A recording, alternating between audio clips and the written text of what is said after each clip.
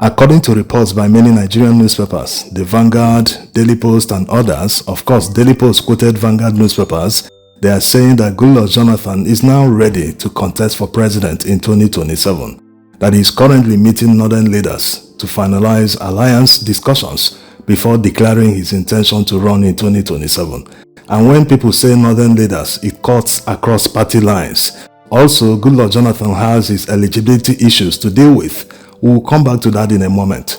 Remember in 2022, people very close to Buhari nearly pushed Goodluck Jonathan to run in 2023 just because they didn't like Tinubu. So when they say northern leaders, it actually cuts across party lines. These people are just interested in power and they want a very quick access to that. That's why they are rooting for Goodluck Jonathan. Not about good governance, not about anything. It's just to make the southern run very quick so that power can quickly return to the north. And as Jerry Gana hinted in an interview a few days ago, the mandate he was given by PDP was to go and lobby P2B to come back to PDP. In a situation where that fails, he also hinted that they have other candidates, other people they will approach to come and run under PDP. And if Goodluck Jonathan has truly decided to run, that means it will be an automatic ticket for him, just like it would have been an automatic ticket for P2B. How the mighty has fallen. The once touted biggest party in Africa has now been reduced to begging candidates to come and run under them for free of charge.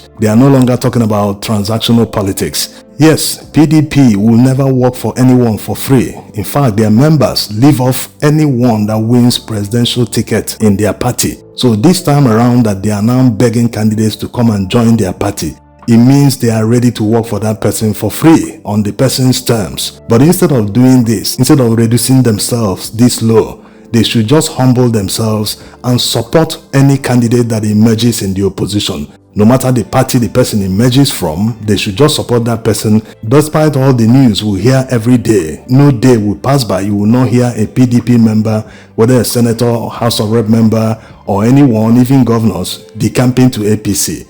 Despite all that, PDP is still one of the biggest opposition parties, going by the number of governors they have, yes. So what they should have done, that's taking lead in the opposition against the APC, they didn't do that because of all the infighting. And Wike, who is not clear if he's still a member of PDP because he's been serving an APC administration. This is very strange in Nigeria. How can someone who is serving the APC administration, he has been minister of the FCT under Tinubu since inception, how can the same man still be controlling PDP? So they should wake up to their responsibilities. The job they were supposed to do, that's taking the lead in the opposition, leading other political parties to challenge APC.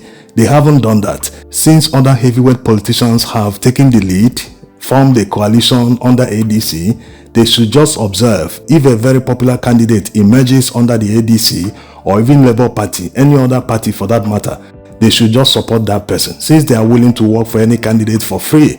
So there should be nothing in it for them. They should not be negotiating anything with any popular candidate unless they don't want to fight APC, unless they want APC to continue in power in 2027.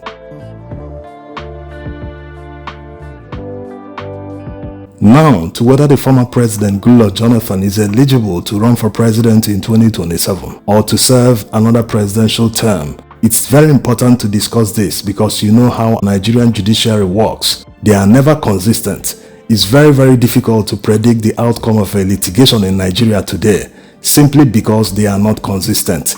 Despite the fact that the law is written in plain English and is very easy to understand, but they will always find ways to twist it and bend it in order to arrive at whatever they want. So these are the issues. Prior to 2015 presidential election, one man took Goodluck Jonathan to court in Abuja, the Abuja High Court, challenging his eligibility to run for president. The law he cited was the section of the Constitution that says that no one in any executive office, whether a governor, local government chairman or a president, can take the oath of office more than 2 times. Yes, it's there in the Constitution. The man challenged it. Instead of the judge to decide on this very important constitutional matter, he threw it away, saying the man had no local standard to challenge Goodluck Jonathan's eligibility to contest the 2015 presidential election. Not deterred by the ruling, the man went on appeal. The appeal court justices literally rewrote the constitution. Yes, the constitution already imposed a hard limit, saying that no person holding an executive position can take the oath of office more than 2 times. Instead of abiding by that, they gave it their own interpretation, saying that the first oath of office that Goodluck Jonathan took in May 2010 after the demise of Yar'Adua was merely to complete the term of Yar'Adua. That he wasn't elected, they said a lot of things. It must be known, no president in Nigeria is elected alone. You must have a running mate. That's what the constitution says. If you don't run with a running mate, you will not be eligible to run. So saying that Goodluck Jonathan wasn't elected in 2010 when he took that oath is a bit strange, because it's a 2-man rule system we are operating in Nigeria. If not, why do we have a vice president? Yes, power moves between the president and the vice president. If the president is not disposed or he's going into a long-term medical checkup where he will not be able to attend to state matters, he's obligated by the constitution to hand over to the vice president. And this time the vice president is taking power, he's not supposed to take oath of office in order to assume that power. So it is a 2-man rule. If it's not, why do we have a vice president like already said?